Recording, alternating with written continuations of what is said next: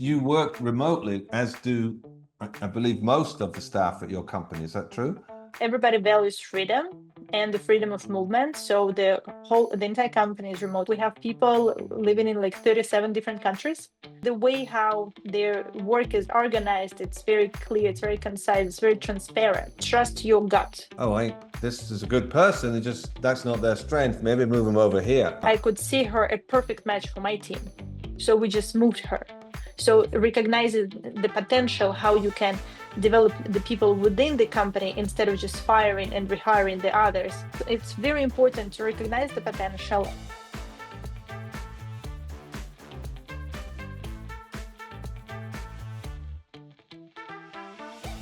Welcome to today's episode of Free to Lead, Journeys of Leaders driven by passion, inspired by purpose. And today we're joined by Ekaterina Gorbacheva. I hope I pronounced that correctly. She works at the Flowwow, and she's a global expansion team lead. She leads three or four different teams, efforts to drive international growth and operational excellence by designing and implementing strategies that amplify brand visibility, enhance partner and client engagement, and drive revenue growth across key markets such as the UAE, Spain, Turkey, the UK, and beyond. She's worked with corporates, startups, and individual clients to deliver strategic market research and innovative marketing solutions that fuel business growth. And outside of work, she's passionate about exploring new cultures. She's visited around 50 different countries, and she's fluent in Chinese. So without further ado, Ekaterina, welcome to Free to Lead. Hello, Will. I believe you just read my LinkedIn intro. Tell us a little bit about yourself, You are from Russia, I understand, and you've got an interesting journey, like a backstory, how you ended up today at the company you're in. Could you tell us a little bit about your how you ended up where you are today? Yeah, so as some of my friends say that I'm the person who in their 30s already lived several lives. And when I was a kid, I lived in Spain. Then my parents got divorced and we moved to Russia. I graduated my first degree there, the second I did in China, and then I ended up living in Shanghai for 8 years, where my career in IT started. I had a startup. It was a pet sitting marketplace there for a few years. I was a co-founder. And I also started a first pet adoption platform there as well. Very proud of this thing. And after that, I moved to Thailand and was living as a freelancer for several years, living, consulting, and just enjoying my lifestyle after Asia. And as a result, ended in Flowwow. I met, actually, when I was living in Thailand, I met a friend who was working there. And she was keep telling me about the corporate culture there. And I loved it so much. I wasn't even considering actually go to work for a company until I met my friend. I literally told her I didn't apply for any jobs or anything, but I told her just send my CV there. I want to know the founders. And then when I met the founders, actually they sent me the offer the next day. Great. That's a true story. Yeah, that's moving fast, right? I had a feeling that we would be a good match. I saw where I could bring the value to the company, and founders also recognized it. And then I started working, and we already reached so much in the past year. It's crazy. We are really X times growing on the global side, which I'm very happy about. And you work remotely, as do, I believe, most of the staff at your company. Is that true? That's correct. Yeah. That's another thing why I actually liked Flowwow a lot. They're part of the culture. Everybody values freedom and the freedom of movement. So the entire company is remote. We have 2 offices, but barely, just people who just enjoy going to office go there. Yes. But everybody else just work remotely, and we often have calls. So we counted, I think we have people living in 37 different countries. Wow, yeah. And make it all work. It's because the way how their work is organized, it's very clear, it's very concise, it's very transparent. So that allows everybody to actually work remotely. Plus, we also have a team building events, which are much more fun and much more beneficial for the team when you sometimes have it and you really enjoy the quality time with each other than spending every day in the office back to back. Tell me a little bit about your leadership journey, because you now manage quite a significant chunk of this organization you're in, and you told me, is it 3 or 4 teams that you manage?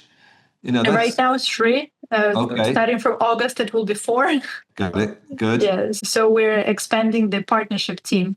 So before it was just one person, and now we're hiring a few more. So we're just going to expand it so we can cover more markets and start the corporate sales in UAE. Flowwow is a marketplace for gifts and flowers. So anybody right now, we're focused on B2C mostly. And anybody, if you want to have a gift, to send a gift to somebody you want, you just go to Flowwow and it's super easy and smooth. You can order in your country or to another country, and it's because we're in plus 40 countries right now. Wow. So not just flowers, it's not like just into flora, it's gifts as well. Gifts. We are going there. The business, every country we start with, just covering local flower shops, because it's the easiest to enter for us, at least. That's how it always been. And still flowers for us is the main revenue stream. But then we started expanding to confectionery. So you can if you have a birthday, for example, you can just go and order in one pack flowers, cake, balloons, I don't know, and whatever gift you want. I don't know, is it something simple like a candle or a perfume, or we even have, I think, some handmade jewelry or jewelry there. It depends on the country, but our goal is to be the full scale gifting place where you don't have to overthink, and make it easier to actually to show gratitude or love to people. For some reason, I didn't quite pick that up as I read all your background and all your history. Now I can kind of see what that does. If it was a website I go to, I can order a gift for people in different countries. It's very useful. Very useful. Yeah. Right now we are focusing, we have 2 main strategies. One is global sales, and another one is local sales. So it's 2 different segments, because we've just found out that in the UK people keep ordering outside of England, but they don't order in London. And we're why? They don't know we also exist in London. And it was so now we're going to start working with this segment as well. We're talking about your journey and being a leader. What's one of the biggest lessons you've learned along the way? So it's not my first management experience per se. So I already came with experience to the company, because for example, I'm against micromanagement personally. I like that most of their managers in the company, they believe the same. We share the same values, that you have to trust the team and you have to be transparent. Since most of our work is in Slack, everything is being transparent, and this transparency allows leaders in the company to see actually without keep asking, bugging people, what are you doing? What about this task? What about that? You can just go check, and you see there, if there is a result or not.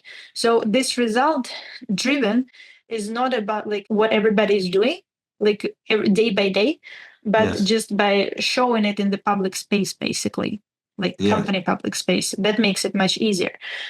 This is one thing. For a second. So some people may not know about Slack. I have actually used it myself. I had a company I was working with there in Australia, and they had some people in Thailand, and my guys were in the UK. It's a way to communicate everything together on the laptop. So somebody sends a message or someone responds back, everybody sees it. That's a way that, or an entity that helps you manage all the different particles and different projects and teams and people. Yeah, obviously. And also it allows you for tech companies, it's pretty normal, I would say, to use Slack. Since I started working in IT, I got introduced to Slack immediately, and every company I ever worked with, mostly besides Apple, maybe, everybody work in Slack. The tools actually that you're using allow you also to lead in much easier way. So, for example, you can connect it to Jira, so you get connected with the tech team. So you don't have to bug the developers, because mostly developers, they are usually just enjoy sitting there coding, and please don't bug me. Check my backlog. That's kind of way. And you can just go to Jira and you go and check it. Jira is a tool to check the tasks, and where you can update them easier. And then again, everybody see it. It's about transparency. So this way makes it much easier. When I had a startup in China, I was thinking how to make my team work more effectively, and I had an absolute amazing tech team. I was actually a CPO of the company, so I was programming as well myself. So like I could understand what were the pains of the programmers and what was the problems in the marketing side and how you can combine it all together.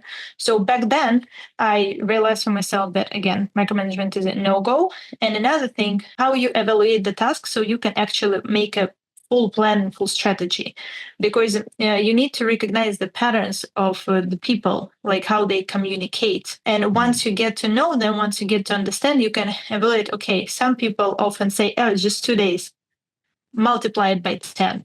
It will take you at least 3 weeks. And then you tell to the rest, it would be 5 weeks. So everybody has no expectations. These guys have no pressure and everybody is good.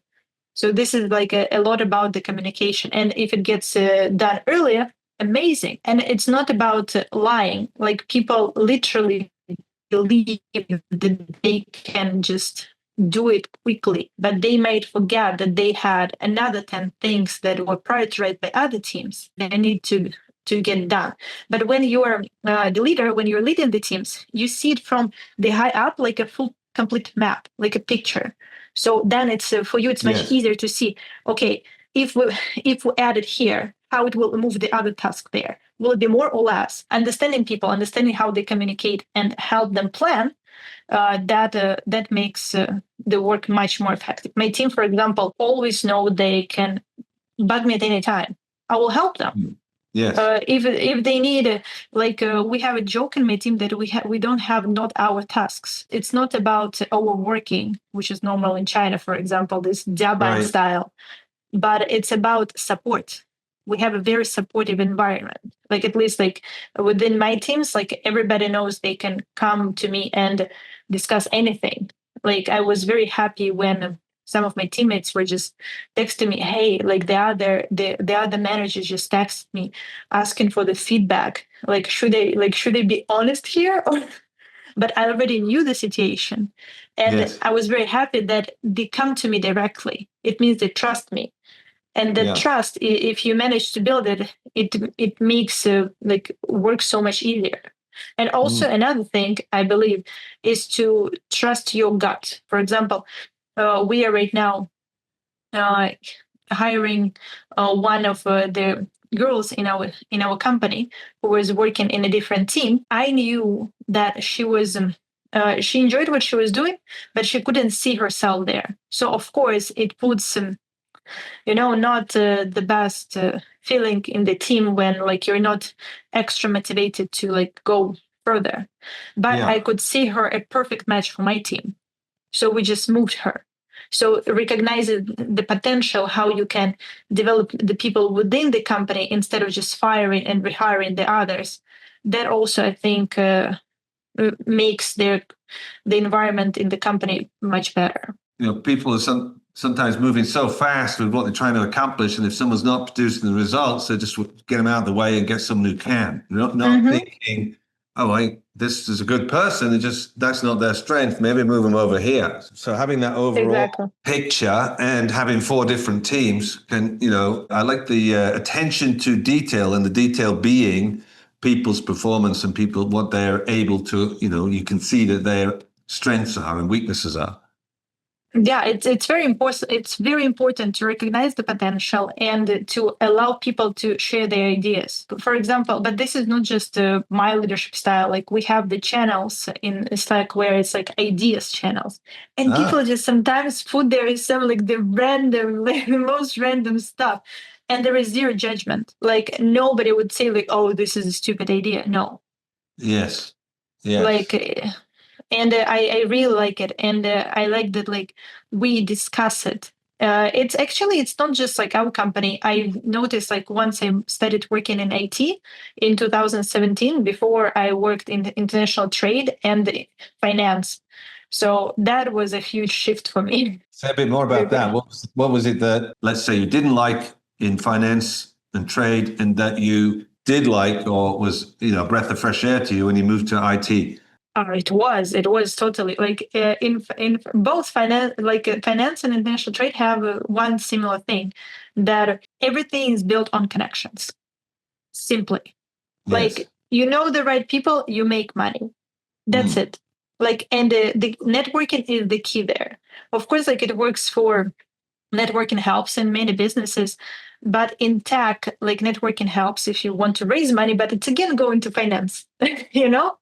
Yes. But you can just launch a product, you can do the marketing right, and you can succeed.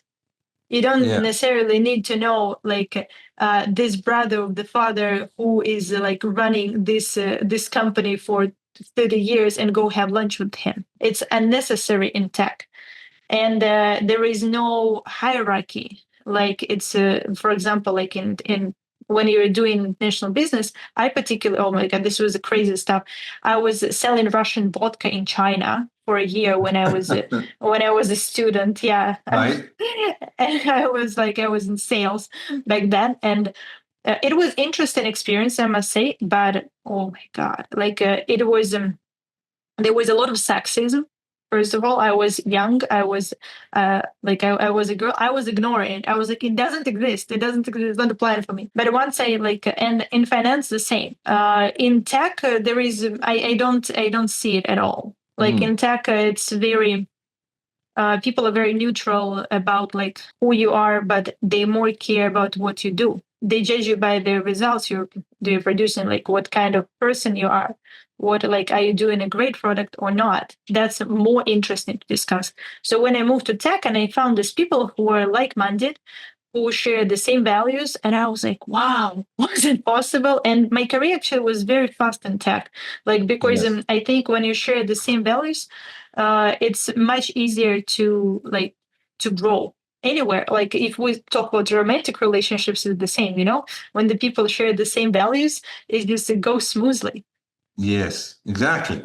Brilliant. Yeah. All right, great. What sort of people would you want, or you would be able to offer help to, or, if they wanted to reach out to you, how would they do that? How would they find you? They can find me on LinkedIn. That's the easiest and fine and the fastest. Like I every day pretty much I I get the request in my LinkedIn. And because like I already like I spend a lot of time on networking, and plus like I also do public speaking, so that's why like I'm meeting people regularly. And Mm, if anybody wants to reach out, whether it's in regards of Flowwow or just ask me a question, LinkedIn is the easiest one, just and, by my and, name. and well, and then your public speaking. So you do keynote speaking, or what do you do? What's your topic that you're talking about? So the last one was in South Summit in Madrid. It Okay. was the topic was it was a panel. It was a topic: go global or go home. Oh, okay. Yeah. It was amazing, to be honest. Another one, I talk female entrepreneurship, tools and metrics for startups, for tech. Yeah. Then how to launch an MVP. One of the conference I did a workshop, how to do the landing page in 2 hours. Right. Yes. So like Great. many different, like from female entrepreneurship to just tech topics or globalization marketing. It's a big coverage of different topics because my work covers a lot of things, so that's why I Yeah. guess. All right. Great. Well, it's been great to have you on Free to Lead. Ekaterina, thank you so much for being on the show. Thank you very much for having me here.